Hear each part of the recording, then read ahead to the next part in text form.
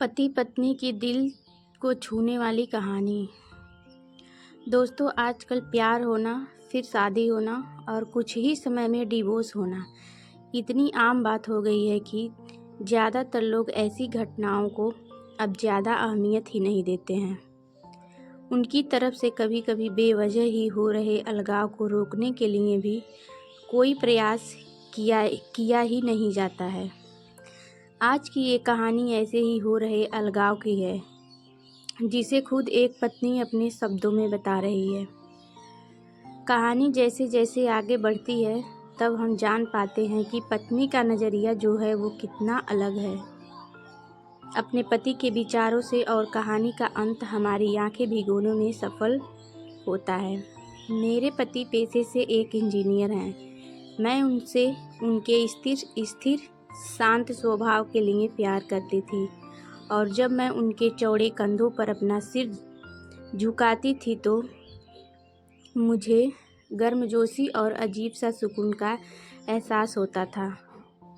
3 साल प्रेमालाप और अब शादी के 2 साल बीतने के बाद मुझे यह स्वीकार करना होगा कि मैं इससे थक गई हूँ।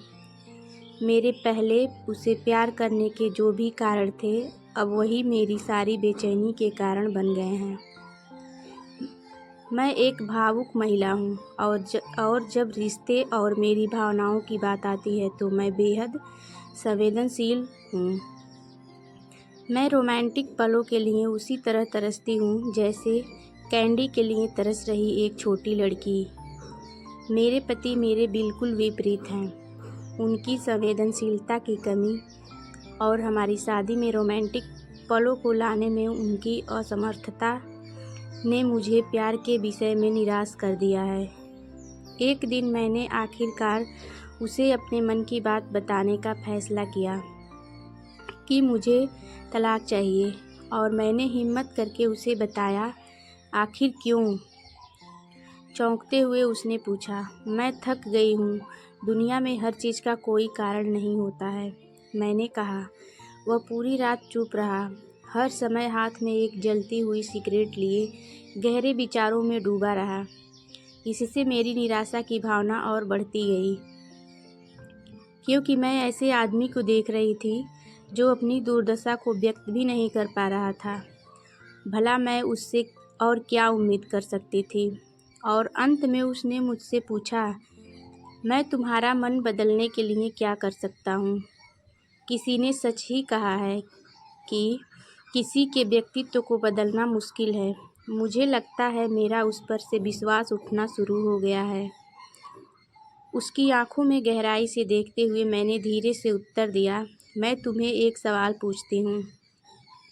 अगर तुम्हारा जवाब मेरे दिल को मना सके तो मैं अपना विचार बदल लूँगी। मान लो मुझे एक पहाड़ की चट्टान पर खिला एक फूल चाहिए, और हम दोनों को ये पता हो कि उस फूल को तोड़ने से तुम्हारी मृत्यु हो जाएगी। क्या तुम मेरे लिए ऐसा करोगे? उसने कहा, मैं कल तुम्हें इसका जवाब दूंगा। उसकी प्रतिक्रिया सुनकर ही मेरी उम्मीदें धराशायी हो गई।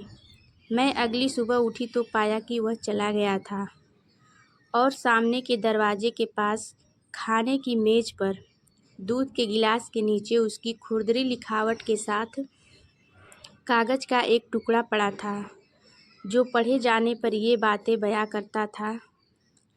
पति की पत्नी के लिए दिल छूने वाली चिट्ठी। प्रिय, मैं तुम्हारे लिए वह फूल नहीं तोड़ूंगा, लेकिन अगर तुम चाहो तो मैं तुम्हें इसके पीछे का कारण ज़रूर बताना चाहूँगा। यह पहली पंक्ति पढ़ते पढ़ते हैं मेरे दिल के हजारों टुकड़े हो गए।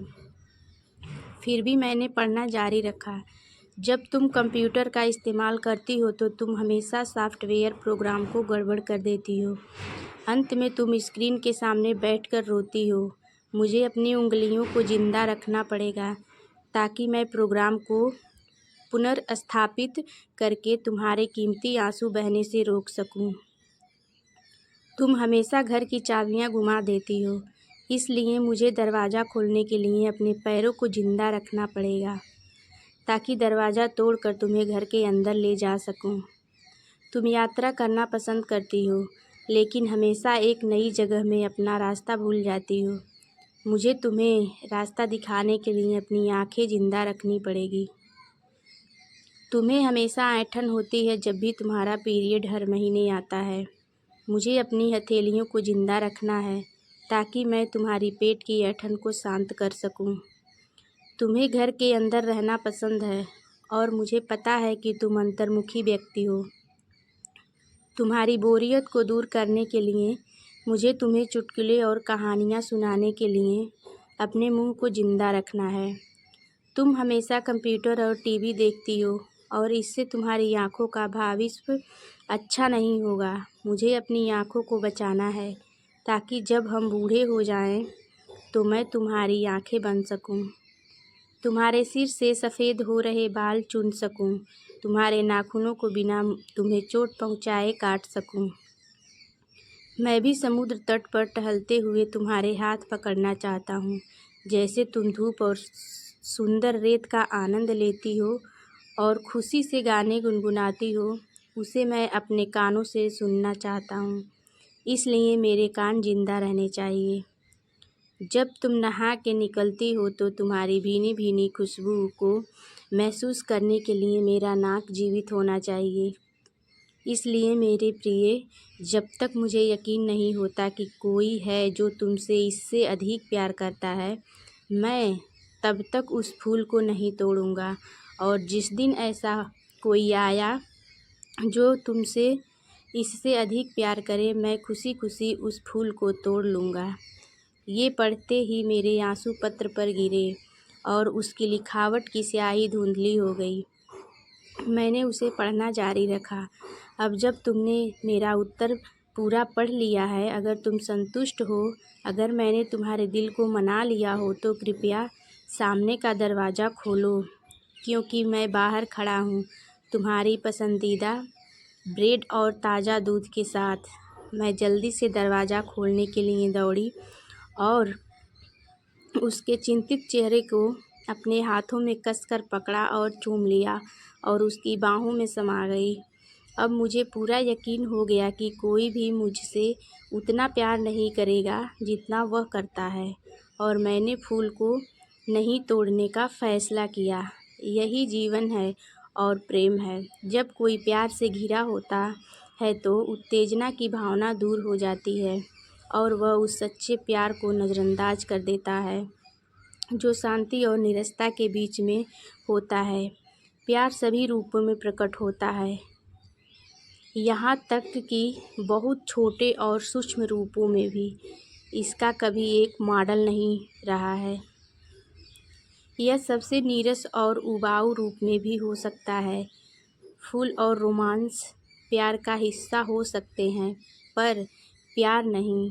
तो दोस्तों, आपको ये प्यार भरी पति पत्नी की कहानी कैसी लगी? इस छोटी सी कहानी ने आपके भी दिल को छुआ या नहीं?